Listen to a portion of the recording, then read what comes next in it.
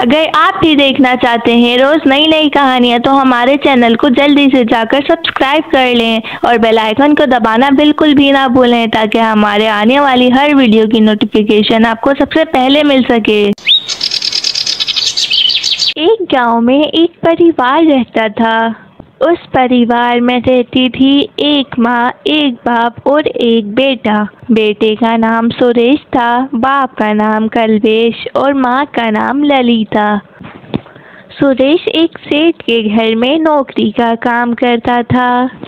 एक दिन सुरेश जब अपने काम पर जा रहा होता है तो उसकी माँ उससे कहती है, बेटा मैं ये सोच रही हूँ कि तेरी शादी कर देती हूँ ताकि घर में कोई काम करने वाली आ जाए। मुझसे तो अब काम बिल्कुल भी नहीं होता। ठीक है माँ, आपको जैसा ठीक लगे आप वैसा ही करें।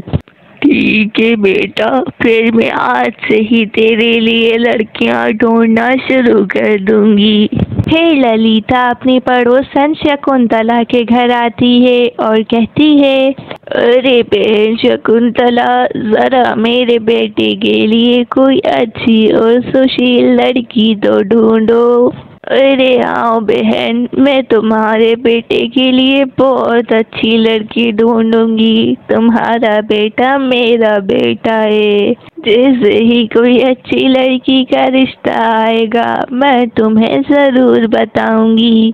चलो ठीक है शकुंतला बहन, अब मैं चलती हूँ। फिर ललिता अपने घर आती है और कल्वेश से कहती है, अरे मैं अभी शकुंतला बहन के घर गई थी। मैंने उनसे सुरेश के रिश्ते के बारे में कहा है। वो कह रही हैं कि जल्द ही कोई अच्छा रिश्ता बताएंगी। अच्छा, तुमने शकुंतला बहन को ये तो कह दिया था ना कि लड़की अच्छी होनी चाहिए, संस्कारी बहू चाहिए हमें।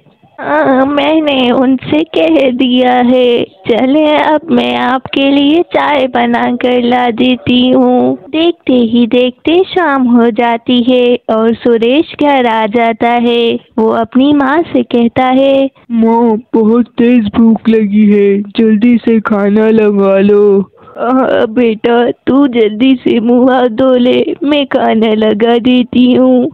फिर वो लोग बैठकर खाना खाते हैं। फिर रात होते ही वो लोग सो जाते हैं। सही कुछ दिन बीतते हैं। एक दिन उनकी पड़ोसन शकुंतला उनके घर आती है और कहती है, अरे ललिता बहन, तुमने अपने सुरेश बेटे के लिए मुझे लड़की का कहा था ना, तो मेरे पास एक बहुत ही अच्छी और सुशील लड़की का रिश्ता आया है। कहो तो मैं बात करूं, कहो तो मैं बात कर लूं। आज ही उन्हें घर पे बुला लेते। अरे बहन, उनको क्यों बुलाना है, कल हम ही चले जाते हैं उनके घर पर।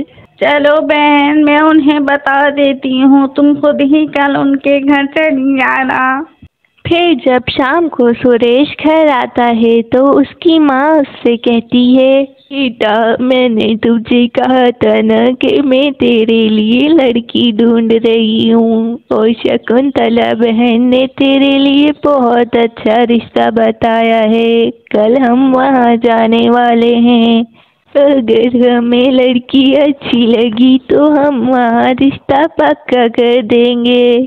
ठीक है माँ, बाबा, आप लोगों को जैसा ठीक लगे आप लोग बिल्कुल वैसा ही करिएगा। फिर अगले दिन वो लोग लड़की वालों के घर जाते हैं। उन लोगों को लड़की बहुत पसंद आ जाती है और वो लोग रिश्ता पक्का कर देते हैं। कुछ ही दिनों में ललिता पायल को अपने घर की बहू बना लेती है। पायल जब घर का काम कर रही होती है तो ललिता उससे कहती है, बेटा पायल तुम एक काम करो, आज खाने में दाल चावल बना लेना। तुम्हारे पिताजी को दाल चावल बहुत पसंद है, लेकिन उसमें मिर्चें कम रखना क्योंकि तुम्हारे पिताजी मिर्चें ज़्यादा नहीं खाते।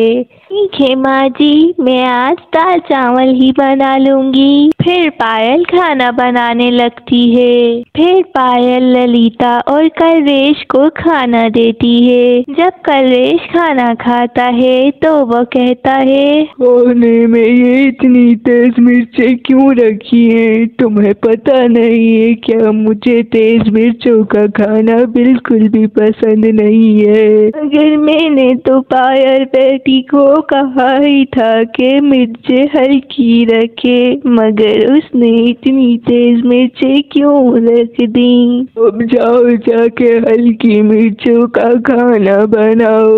चले, मैं आपके लिए खाना बना देती हूँ हल्की मिर्चों का।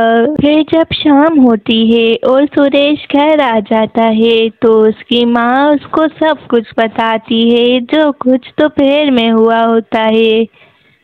हाँ माँ, मुझे भी ऐसा लगता है कि उसको कोई बीमारी है, क्योंकि मैं भी कभी उसको ऐसा वैसा काम कहता हूँ तो वो उल्टा ही कर देती है। मैंने उस दिन उसको कहा कि मुझे ठंडा पानी नहीं पीना, मुझे गर्म पानी ला कर दो, मगर इसने मुझे ठंडा ही पानी ला कर दिया। माँ, अब अगर कभी ऐसा हो वो कोई काम उल्टा करे तो आप मुझे बताना, मैं उसको हॉस्पिटल लेकर जाऊंगा डॉक्टर के पास। फिर अगले दिन ललिता पायल से कहती है, बेटा, मैं बाजार जा रही हूँ और तुम्हारे पिताजी भी घर पर नहीं हैं। तुम एक काम करो, अपना काम खत्म करके बराबर वाली शकुंतला बहन के घर चली जाना और उनसे कहना कि माँ ने कहा है कि मैं घर में अकेली हूँ तो इसलिए यहाँ आ गई। माँ आप जाएं, मैं शकुंतला आंटी के घर चली जाऊंगी काम खत्म करके। पायल घर का सारा काम खत्म करके शकुंतला के घर चली जाती है और वहाँ जाकर कहती है, चलो बुढ़िया, अपना सामान बांधो और निकलो इस घर से, अब हम रहेंगे इस घर में। अरे बेटा, ये क्या कह रही हो? तुम्हें ये सब कहने के लिए किसने कहा है? मुझे माँ ने कहा है कि आपके घर आकर ऐसा कहूँ। उसी वक्त ललिता भी वहाँ आ जाती है और शकुंतला ललिता से कहती है, अरे बहन, मैंने तुम्हारा कितना साथ दिया है और तुम अपनी बहू से कैसी कैसी बातें करवा रही हो।